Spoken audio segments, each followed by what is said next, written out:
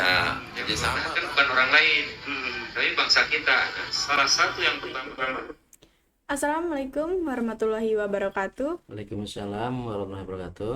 Salam gubuk apung. Salam gubuk apung. Jadi di sini di siang hari ini kami kedatangan tamu yaitu Bapak Haji Abdul Khaling, sarjana hukum selaku Ketua LKBH PGRI. Silakan Bapak mengenalkan dirinya. Terima kasih. Assalamualaikum warahmatullahi wabarakatuh. Saya Haji Abdul Khaling, sarjana hukum, Ketua LKBH PGRI Bekasi. Dalam hal ini saya diundang menjadi salah satu narasumber di kegiatan sekolah SMAN 2 Cikarang Barat untuk memberikan berbagai ilmu yang memang dalam hal ini sekolah adalah tempatnya pendidikan. Maka pendidikan itu salah tidak harus dihukum, maka diperbaiki sehingga kedepannya adalah tidak melakukan kesalahan yang berulang kali. Iya, baik Bapak. Di sini kami akan bertanya mengenai belajar kode etik jurnalistik nih Pak. Nah, kalau ada orang yang menganggap suatu media atau berita itu salah, apa sih yang harus dilakukan? Yang pertama, manusia itu tidak ada yang suci, manusia itu tidak ada yang sempurna. Maka sebaiknya adalah kesalahan manusia apabila ada yang merasa tersinggung, sebaiknya kedepankan memberikan maaf. Kalau memang kesalahannya menyebabkan kerugian secara materi, pantas saja mereka di samping meminta maaf juga sedikit membantu apa yang memang menjadi beban yang diderita akibat perilakunya. Tetapi kalau sebatas kepada kesalahan tulis menulis, kesalahan percakapan, maka kesalahan adalah disampaikan dengan cara meminta maaf. Yang kedua, membuat semacam pernyataan yang memang diketahui oleh publik apabila kesalahan yang mereka rasa adalah diketahui oleh orang banyak. Dalam hal ini tentunya dalam hal proses jurnalistik, pers itu diatur oleh Undang-Undang Negara Republik Indonesia nomor 40 tahun 99. Kesalahan itu bisa datangnya dari pihak masyarakat, bisa juga datangnya dari pihak pers ataupun oknum wartawan. Dalam hal ini saya mencoba meninjau dari dua sisi ketika dua pihak ini, andaikan pada saat pertama ada masyarakat yang memang merasa dirugikan di dalam pemberitaannya, maka di dalam undang-undang pers tersebut khususnya di pasal 12 ataupun pasal 12 atau pasal 10 atau pasal 11, 10, 11, 12 itu masyarakat ataupun orang yang merasa dirugikan dengan pemberitaan, dia boleh yang namanya membuat hak pembelaan ataupun hak tolak ataupun hak jawab atas ketidakbenaran berita tersebut. Dan tentunya harus dilakukan secara tertulis dengan menyadurkan kalimat yang memang masyarakat tersebut merasa tidak nyaman. Tentunya harus sedetail mungkin. Di antaranya adalah nama medianya, yang kedua tanggal terbitnya, yang berikutnya adalah halaman berapa, termasuk di poin apa, dengan judul apa. Maka laporan pengaduan akan menjadi tepat dan jelas ketika dilakukan dengan objek yang baik dan benar. Berikutnya dari pihak media tentunya atas ada sanggahan normatif adalah mereka mencantumkan, memberitakan sanggahan tersebut.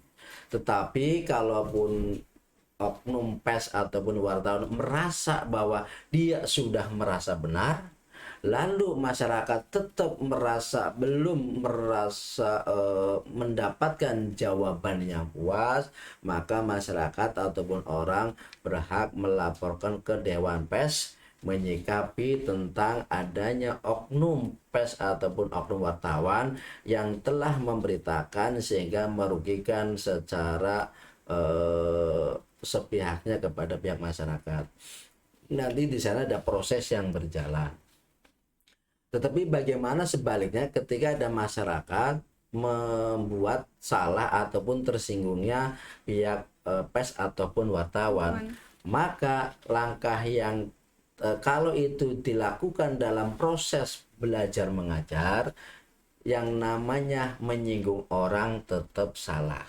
Maka langkah yang baik adalah meminta maaf kepada pers ataupun media tersebut yang memang mereka merasa dirugikan. Tentunya kita akan mengetahui pers itu merasa dirugikan dari mananya setelah ada somasi ataupun ada peringatan secara tertulis dari pihak persnya. Maka biasanya pers akan menuntut kepada masyarakat yang merasa merugikan. Nah, kalau di situ bisa diselesaikan, seumpamanya pihak masyarakat ataupun narasumber meminta maaf karena ini dilakukan dalam proses belajar mengajar. Yang kedua, namanya belajar mengajar, salah itu biasa. Tapi kalau selalu salah itu namanya tidak baik, dan kedepannya harus diperbaiki atas kesalahan mereka. Yang berikutnya tentunya wajar normatif ketika harus diikuti dengan yang namanya pernyataan maaf tertulis bila ada kesalahan dalam membuat satu informasi ataupun berita. Nah, ketika itu sudah sampai kepada media, media berhak untuk memberhentikan persoalan ataupun untuk melanjutkan persoalan. Oleh karena itu, ketika kesalahan tersebut terjadi di lingkungan dunia pendidikan, andaikan itu ada, maka kami menyarankan bahwa rekan kita dari pers ataupun dari wartawan untuk menyudahi sajalah. Toh kesalahan itu adalah kesalahan mereka dalam rangka untuk belajar, bukan untuk menghakimi. Gitu. Nah, untuk pertanyaan kedua nih Pak, jika sudah minta maaf dan permintaannya sudah dipenuhi, apakah hukumnya masih terus berlanjut atau kayak sudah sampai permintaan maaf? Begini, secara normatif bahwa permintaan maaf itu tidak menghilangkan jenis pelanggaran tindak pidananya. Masing-masing pihak tentunya kita harapkan kedepankan damai, kedepankan bermusyawarah. Damai itu indah, sehingga dengan damai itu musyawarah tadi tentunya kan harus dicermati. Pihak pelapor harus jangan merasa benar, jangan merasa paling benar, dan mereka harus mau datang dulu itikad untuk meminta maaf. Apabila itu sudah dilakukan, maka seyogyanya di pihak manajemen perusahaan, mereka adalah setelah mendapatkan klarifikasi, tidak ada salahnya adalah memberikan maaf. Toh manajemen harus melihat bahwa kesalahan yang dilakukan itu dalam rangka apa sih? Apakah menghakimi, menyudutkan, atau memang kesalahan dalam mereka salah belajar?